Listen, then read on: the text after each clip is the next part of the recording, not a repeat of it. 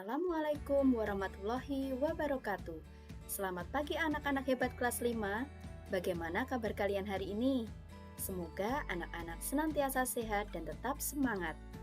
Hari ini kita akan belajar materi tema 4, Sehat itu penting, subtema 1, Peredaran darahku sehat, pembelajaran 2. Sebelum belajar, marilah kita berdoa terlebih dahulu. Berdoa dimulai. Berdoa selesai. Nah, anak-anak, tujuan pembelajaran hari ini adalah 1. Dengan kegiatan mencari tahu tentang tangga nada, siswa dapat mengidentifikasi tangga nada dalam musik dengan benar. 2. Dengan kegiatan mencari tahu tentang tangga nada, siswa dapat menjelaskan ciri-ciri lagu bertangga nada mayor dan minor dengan benar. 3. Dengan kegiatan mencari tahu contoh lagu bertangga nada mayor dan minor, siswa dapat menyebutkan berbagai lagu bertangga nada mayor dan minor secara tepat. 4.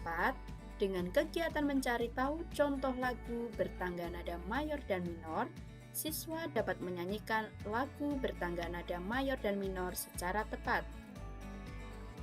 5. Dengan kegiatan menulis pantun, siswa dapat menyebutkan bagian-bagian pantun dengan benar. 6. Dengan kegiatan berkreasi membuat pantun, siswa dapat menunjukkan ciri-ciri serta unsur-unsur pantun yang dibuat dengan benar. 7. Dengan kegiatan mengamati gambar peredaran darah pada burung, siswa dapat menjelaskan organ peredaran darah dan fungsinya pada hewan burung secara rinci. 8. Dengan kegiatan mencari tahu tentang peredaran darah pada burung, siswa dapat menuliskan dan menggambar cara kerja peredaran darah pada hewan dengan tepat. Nah, anak-anak, coba perhatikan gambar berikut ini. Gambar tersebut menunjukkan gambar olahraga bela diri pencak silat.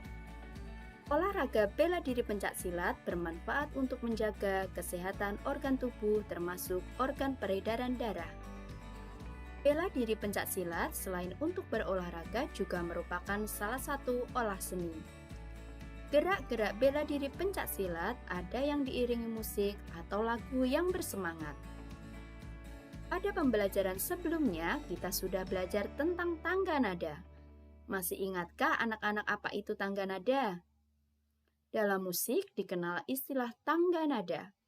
Tangga nada merupakan urutan nada yang disusun secara berjenjang, yaitu Do, Re, Mi, Fa, Sol, La, Si, Do. Tangga nada merupakan bagian terpenting dalam seni musik. Tangga nada dibagi menjadi dua, yaitu tangga nada diatonis dan pentatonis. Tangga nada diatonis merupakan tangga nada yang mempunyai dua jarak tangga nada, yaitu 1 dan setengah. Tangga nada diatonis dibagi dua, yaitu tangga nada diatonis mayor dan tangga nada diatonis minor. Nah, anak-anak, kalian telah memahami pengertian tangga nada mayor dan tangga nada minor. Sekarang kita akan belajar ciri-ciri tangga nada mayor dan minor. Ciri-ciri tangga nada mayor: 1. Bersemangat. 2. Riang gembira. 3. Biasanya diawali dan diakhiri dengan nada Do sama dengan C, mempunyai pola interval 1, 1, setengah, 1, 1, 1, setengah. Lagu bertangga nada mayor antara lain Maju Tak Gentar, Halo Halo Bandung, dan Garuda Pancasila. Ciri-ciri tangga nada minor: 1. Kurang bersemangat. 2. Bersifat sedih. 3. Biasanya diawali dan diakhiri dengan nada La sama dengan A. 4. Mempunyai interval 1, setengah, 1, 1, setengah, 1, 1. lagu bertangga nada minor antara lain Syukur, Tuhan, dan Gugur Bunga. Nah, berikut ini contoh lagu-lagu bertangga nada mayor dan minor. Contoh lagu bertangga nada mayor antara lain Maju Tak Gentar, Bintang Kecil, Balonku, Halo Halo Bandung, Indonesia Raya, Paman Datang, Hari Merdeka, Berkibarlah Benderaku, Dari Sabang sampai Merauke, Gebiar-gebiar, dan lain sebagainya. Contoh lagu bertangga nada minor antara lain Syukur, Gugur Bunga, Tuhan, Ibu Pertiwi, Ambilkan Bulan, Kasih Ibu, Indonesia Pusaka, Himne Guru, Kelinciku, Bagimu Negeri, dan lain sebagainya.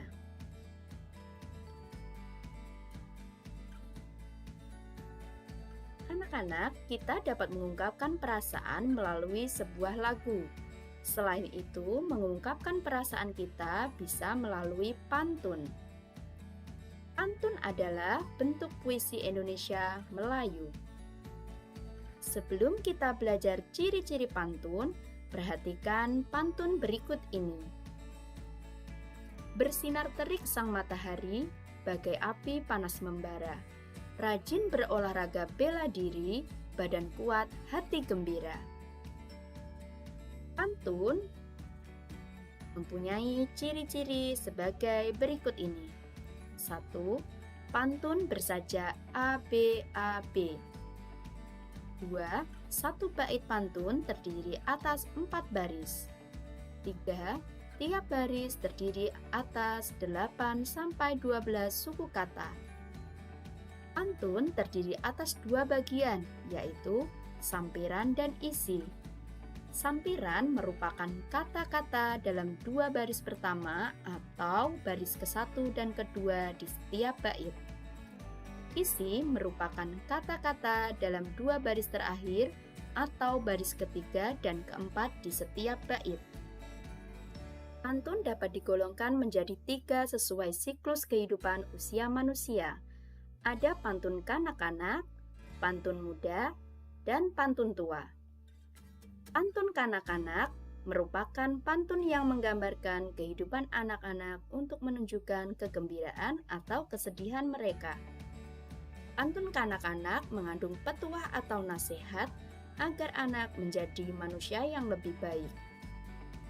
Pantun muda berisi tentang perkembangan. Pantun ini menggambarkan kehidupan anak muda meliputi perkembangan atau perjuangan dalam mencapai sesuatu. Berdasarkan isinya, pantun muda biasanya merupakan pantun nasib, pantun perkenalan, dan sebagainya. Pantun tua merupakan pantun yang menggambarkan karakter orang tua sehingga syarat akan nasihat atau petuah. Berdasarkan isinya, pantun tua biasanya merupakan pantun agama, pantun adat, pantun nasihat, pantun jenaka, dan sebagainya. Nah, berikut ini contoh ketiga pantun tersebut. Contoh yang pertama yaitu contoh pantun kanak-kanak. Terbang rendah burung kutilang, hingga bidahan sambil menoleh.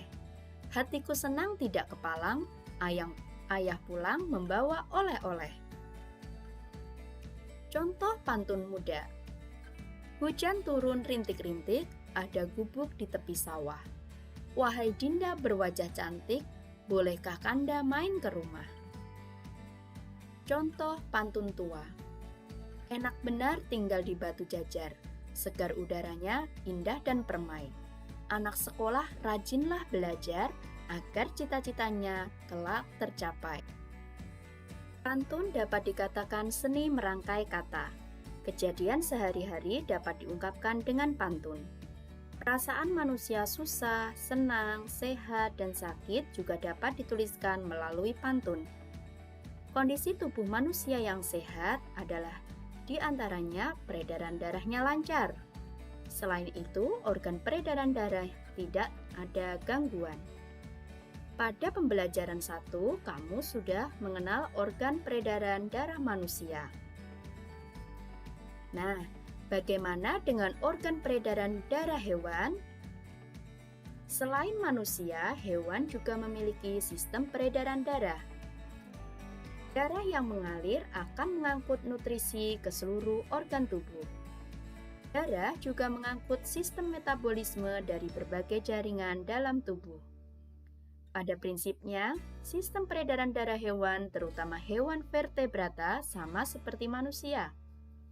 Contoh hewan vertebrata adalah ikan, katak, reptil, dan burung. Sistem peredaran darah hewan termasuk alat-alat peredaran darahnya seperti jantung dan pembuluh darah.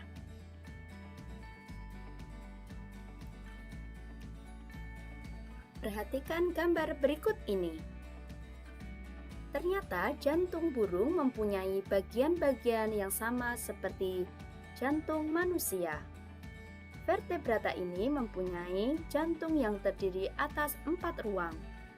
Ada atrium atau serambi kanan, atrium atau serambi kiri, ventricle atau bilik kanan, dan ventricle atau bilik kiri.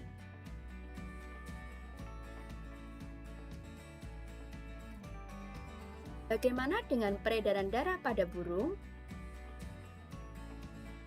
Peredaran darah pada burung sama dengan peredaran darah pada manusia, yaitu peredaran darah kecil dan peredaran darah besar.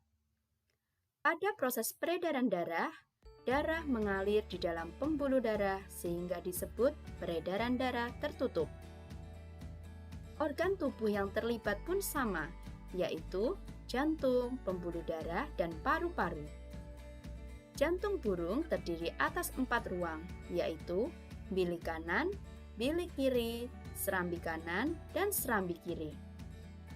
Pada peredaran darah kecil, darah miskin oksigen dan kaya karbon dioksida di dalam bilik kanan dipompa jantung menuju paru-paru. Di dalam paru-paru, karbon dioksida dilepas dan oksigen diikat. Kemudian, darah di paru-paru yang sudah kaya akan oksigen kembali ke jantung melalui serambi kiri. Pada peredaran darah besar, darah kaya oksigen di dalam bilik kiri dipompa jantung ke seluruh tubuh melalui aorta. Di sel-sel tubuh, oksigen dibebaskan dan karbon dioksida diikat. Selanjutnya, darah yang kaya karbon dioksida mengalir melalui pembuluh vena menuju serambi kanan dan masuk ke bilik kanan. Nah, anak-anak, sekarang kita akan belajar fungsi dari masing-masing organ peredaran darah pada burung. Organ yang pertama yaitu jantung. Fungsinya memompakan darah ke seluruh tubuh. Organ yang kedua yaitu pembuluh darah. Fungsinya tempat mengalirnya darah dari jantung ke seluruh tubuh dan dari seluruh tubuh kembali ke jantung. Organ yang ketiga yaitu paru-paru. Fungsinya sebagai penyuplai oksigen ke dalam darah. Secara umum, sistem peredaran darah pada hewan dibagi menjadi 2 bagian. Ada peredaran darah terbuka dan ada peredaran darah tertutup. Pada peredaran darah terbuka, tekanan darah yang dihasilkan dari kontraksi jantung cukup rendah, oleh karena itu sari makanan yang terdorong akan mengalir lebih lambat. Contoh sistem peredaran darah terbuka terdapat pada cacing dan belalang. Sistem peredaran darah tertutup, jantung akan memompa darah secara terus-menerus, sehingga tekanan yang didapatkan tetap stabil. Hal ini akan mendorong darah keluar dengan lebih kuat dan pembuluh darah dan memasuki organ jantung dengan kecepatan yang baik. Dalam sistem peredaran darah tertutup, darah akan mengalir mulai dari jantung menuju ke wilayah pembuluh kapiler dan kembali ke organ jantung hewan. Sistem peredaran darah tertutup memiliki sejumlah kelebihan dibandingkan sistem peredaran darah terbuka. Kelebihannya antara lain, darah mengalir lebih stabil sehingga tekanan dalam pembuluh darah hewan juga ikut stabil. Hewan yang memiliki sistem peredaran darah tertutup adalah kelompok vertebrata. Contohnya, ikan, burung, katak, dan reptil. Mari kita baca bacaan yang berjudul Kuda Laut. Kuda laut merupakan hewan laut yang memiliki kepala seperti bentuk kepala kuda dan moncong yang panjang. Ukuran tubuh kuda laut juga bervariasi, bisa mencapai sekitar 35 cm. Meskipun merupakan hewan laut, kuda laut ini buruk dalam berenang. Ia memiliki kecepatan berenang sangat lambat. Ini disebabkan oleh keunikan bentuk tubuhnya yang tegak. Keunikan tubuhnya yang tegak itu juga membuat ia berenang secara vertikal, bukan horizontal seperti ikan lainnya. Selain keunikan pada tubuhnya, kuda laut juga ternyata memiliki cara berkembang biak yang unik. Kuda laut betina meletakkan telur-telurnya ke dalam kantung yang terletak di perut kuda laut jantan.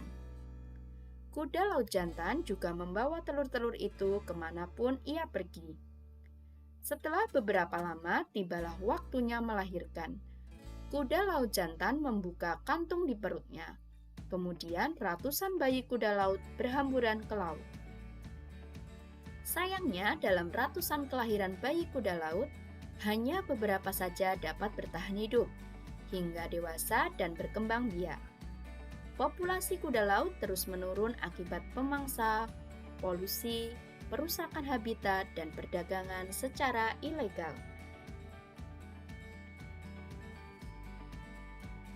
Nah, pilihlah pernyataan yang sesuai dengan teks. Pernyataannya, 1. Kuda laut berkembang biak dengan cara bertelur. 2. Kuda laut memiliki kemampuan berenang yang buruk. 3. Kuda laut memiliki bentuk kepala seperti kuda dan moncong yang pipih. 4. Semua kuda laut memiliki ukuran tubuh yang sama, yaitu sepanjang 35 cm. Yang kelima, kuda laut jantan membawa telur-telur mereka kemana saja mereka pergi.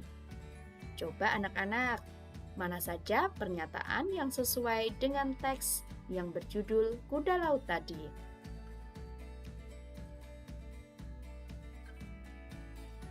Nah, anak-anak, bagaimana pelajaran hari ini? Menyenangkan bukan? Semoga materi yang disampaikan bisa bermanfaat untuk anak-anak semua. Sampai jumpa di video pembelajaran berikutnya. Tetap semangat belajar dari rumah dan tetap patuhi protokol kesehatan ya. Wassalamualaikum warahmatullahi wabarakatuh.